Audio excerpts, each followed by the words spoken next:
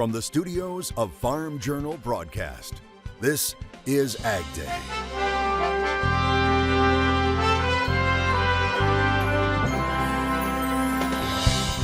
The battle to keep farming. The farmers, they did not give up. While fighting to survive in the middle of a war zone. The most important thing now is to clear my fields, he says, so that I can plant the next harvest. But help is pouring in from around the globe.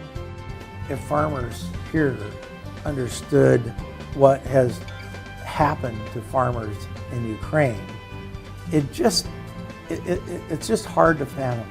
Meet the people trying to save lives and keep the farming way of life going in Ukraine. This morning on AgDay. Good morning, I'm Clinton Griffiths. On this Memorial Day, we honor and remember the U.S. lives lost while serving this country. While half a world away, another war rages on.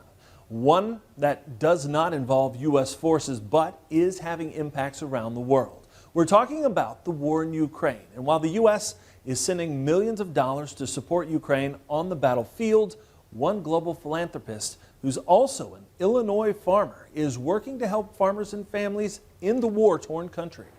The images of war buried in the lives of its people. These are the photographs Howard G. Buffett took during 5 recent trips to Ukraine. I saw this hole in the wall. It's on the second floor of the school. The hole is made by a Russian missile that did not explode. The HGB Foundation has been working in the country since the war started, helping to feed people, financing food boxes, providing seeds for summer gardens, even buying replacement combines for those stolen or destroyed in the war. We were able to get 50 combines into Ukraine in about 30 days. The kind of fun part of the story is almost all of them were originally destined for Russia. The gift ultimately supporting the harvest of more than 70,000 acres last season. Ukrainian grain eventually sold and shipped to countries around the world, including some of the world's most food-insecure populations. In 2022, the World Food Program calculated nearly 350 million people across 80 countries were acutely food insecure.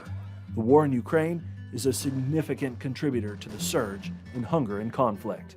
There's more conflict in Africa today than there has been for 20 years.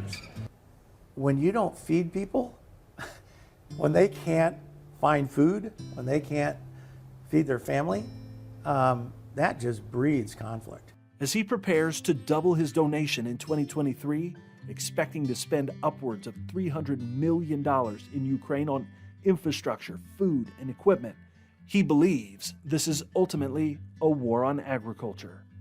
If farmers here understood what has happened to farmers in Ukraine, it's just hard to fathom.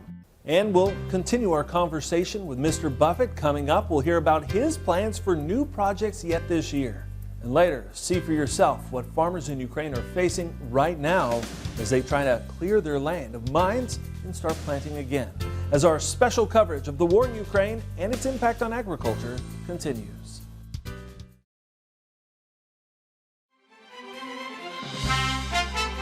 The war in Ukraine is now well into its second year. The people who live there are caught in the middle of a bloody battle, including the country's farmers. Farm Journal President Charlene Fink continuing the conversation now with Howard G. Buffett, who has witnessed the ravages of war and its impact on its people. The world watched as millions of Ukrainians fled a Russian invasion. One of the largest population shifts since the Second World War. Some 8 million Ukrainians now living as refugees in Europe.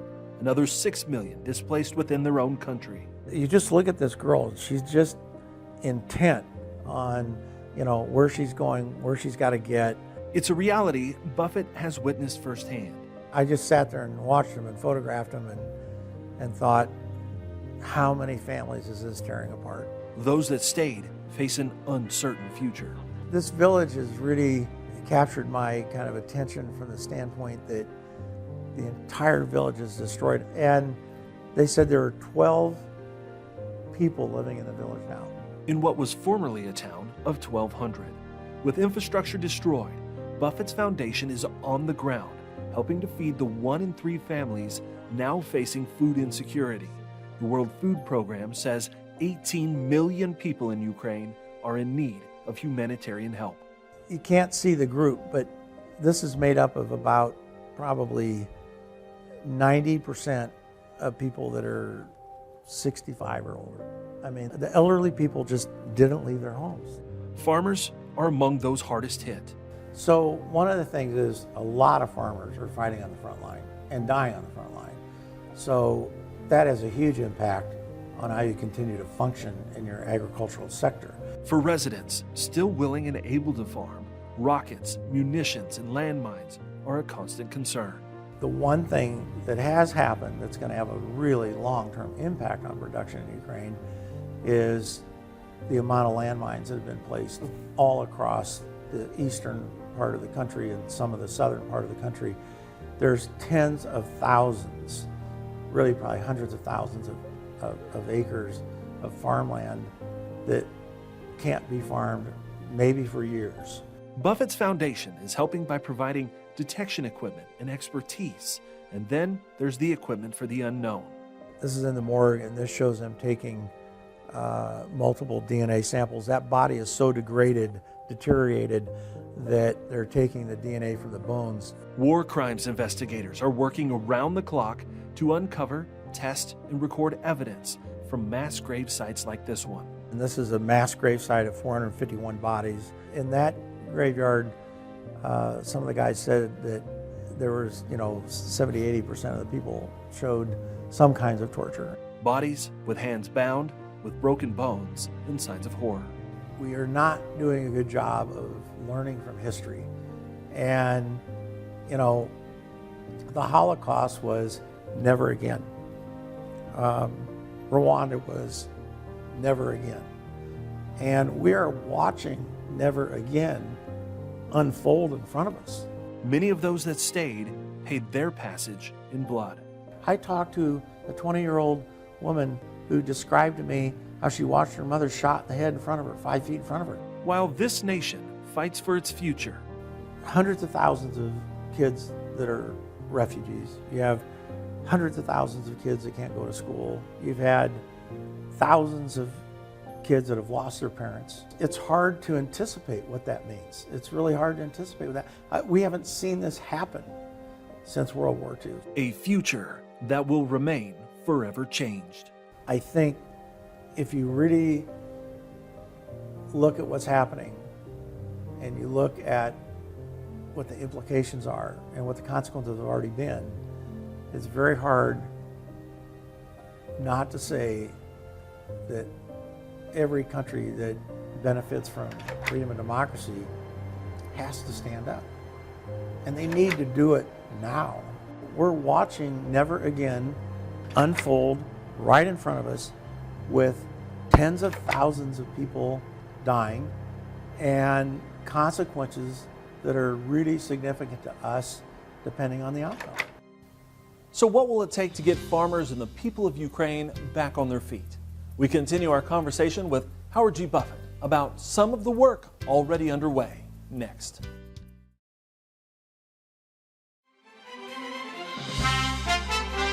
There are no signs the war in Ukraine is ending anytime soon, and that means farmers continue to face challenges planting or even harvesting their crops. Continuing now our conversation with global philanthropist and Illinois farmer Howard G. Buffett, we talk about his efforts to give even more to the people of that country this year. The needs are endless, the future uncertain. But that's not stopping Howard G. Buffett from standing up for those impacted by conflict. We were able to get 163,000 pounds of seed. Vegetable seeds for locals to grow their own food. But 163,000 pounds of vegetable seeds is a lot of seeds.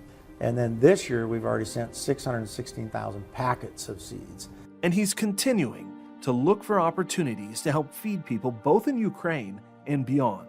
90-some+% of all the grain goes through the Black Sea, which has been probably one of the biggest single issues for agricultural production in Ukraine. Now, as Ukraine looks to diversify its export corridors, rail is an option if they can solve one problem. There's a different gauge width between Ukraine and Europe. So Ukraine has a lot of rail cars for grain, but they don't work so well in Europe. His foundation is fronting the money for a new idea. So they want to try to start moving grain in containers because the rail system can move lots of containers and you can transfer containers pretty easily onto European trains. The foundation is also looking to help lower interest rates for farm loans. On the ground, there will be a continued focus on demining farm fields. And we're making some progress on this, but we will spend a lot more money on demining. And we spent about $30 million on demining, and it's going to go on for years. Then there's figuring out how to move equipment and inputs into the areas that need it. I talked to the U.S. ambassador over there a few trips ago, and she said, you know, one of the things Ukrainians really need are pontoon bridges. And I'm thinking, I would have never thought of that. It is the only way people are getting food.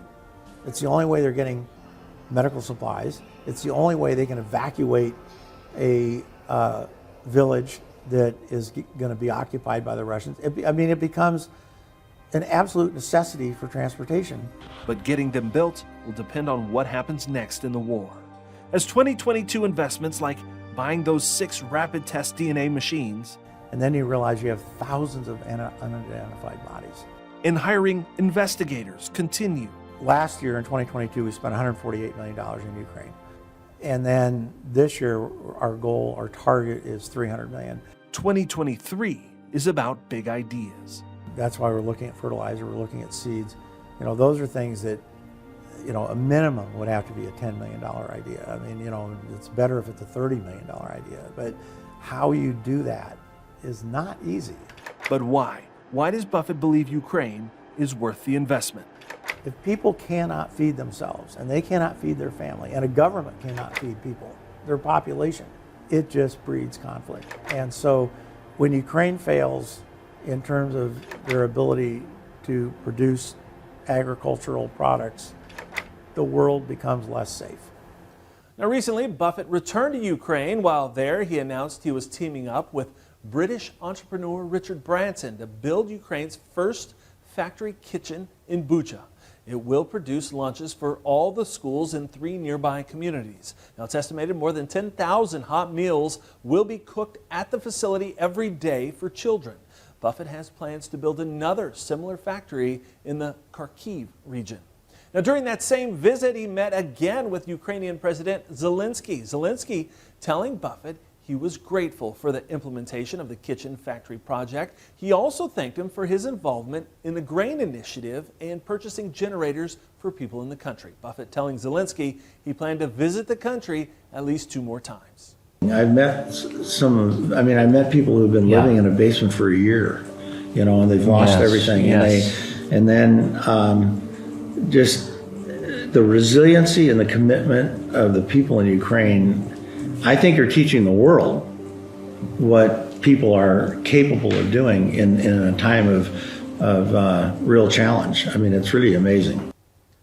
Now, Buffett also giving Zelensky a recent copy of Farm Journal magazine, which profiled his foundation's efforts to help farmers and feed people in Ukraine. Still ahead, farming on the front lines. See what producers in Ukraine are facing as they attempt to demine their lands and start anew.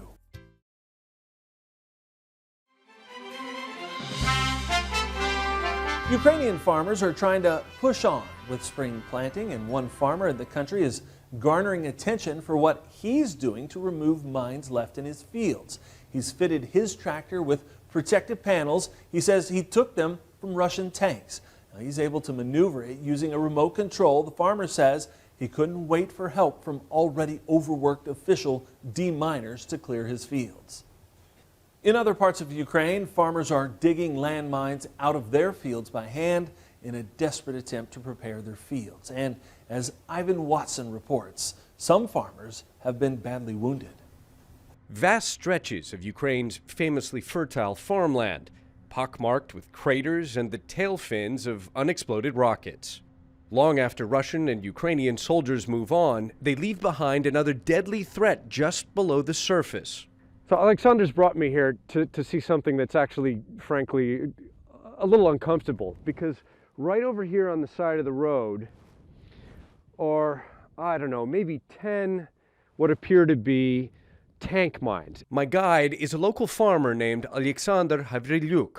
Okay, we've got more anti-tank mines here. You can see there's 1, 2, 3, 4, 5 anti-tank mines right here on the side of the road. He says, I brought them out of the field and placed them right here. Murray Cunningham of the demining charity Halo Trust says Ukraine is now littered with a terrifying variety of explosive devices. We're seeing anti-vehicle mines, we're seeing anti-personnel mines, anti-personnel bounding fragmentation mines on tripwires, grenades on tripwires, and we're also seeing cluster munitions. The Ukrainian military estimates nearly a third of the country is now contaminated with explosive devices. But clearing them is slow and dangerous work. And the war is still being actively fought, littering the countryside with new explosives every day. Ukraine is one of the world's great breadbaskets. Every week, it seems, there are reports of farmers like this man badly wounded in a blast while trying to plant his fields. Alexander Havrilyuk says he lost all of last year's harvest due to the Russian invasion. The fighting also destroyed his office, silos, and millions of dollars worth of farm equipment. The most important thing now is to clear my fields, he says, so that I can plant the next harvest. If farmers like Alexander can't do their jobs, the world could see another year of soaring global food prices. Ivan Watson, CNN, Velika Komyshovacha, Ukraine. So what will it take to rebuild Ukraine for farmers and citizens?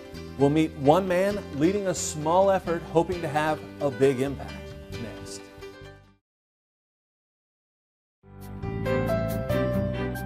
In the Country on AgDay is brought to you by Pivot Bio. What if you had the nitrogen you need already on seed? Pivot Bio is the first company to apply nitrogen on seed. The nitrogen you need, now on seed, from Pivot Bio. Learn more at pivotbio.com. It was about a year ago a gentleman from Ukraine knocked on our studio door to share his story. Roman Renishin had a career organizing agricultural tours in Ukraine and around the world. Well, now he's working to rebuild Ukraine's rural livelihoods destroyed by war. Landmines, rockets, and explosions mark the countryside.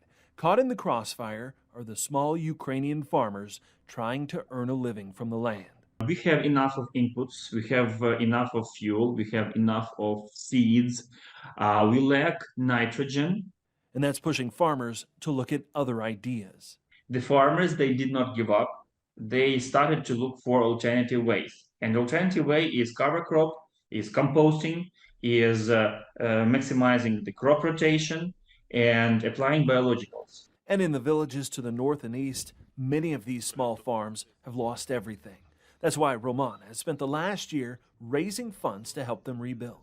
We've been slowly but moving towards our goal. We have helped 3 aid recipients. So far, raising $55,000, his organization, World to Rebuild Rural Ukraine, has rebuilt 2 houses for small farmers and purchased a tractor for another. We shipped it to the farmer, so he was able to do the winter crops planting.